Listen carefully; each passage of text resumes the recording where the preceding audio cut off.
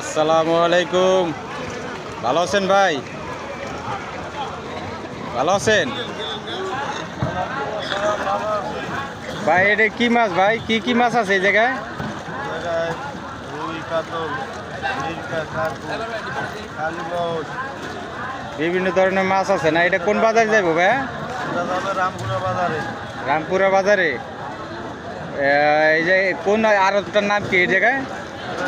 আরতের নাম হচ্ছে আবুদের মার্কেটের নিচে।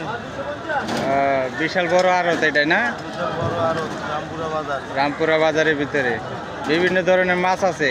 একটা একটা মানে এটা দেখান তো, ছোটোখাটো একটা দেখান আমাদের দর্শকের জন্য।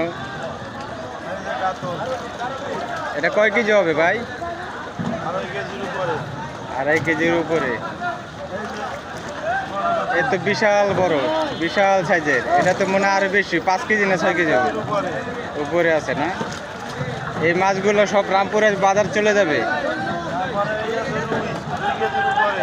কেজি উপরে রুই আছে। ডিম ছাড়া না ডিমালা? ডিম ছাড়া, ডিম আলা কোনো মাছ নাই।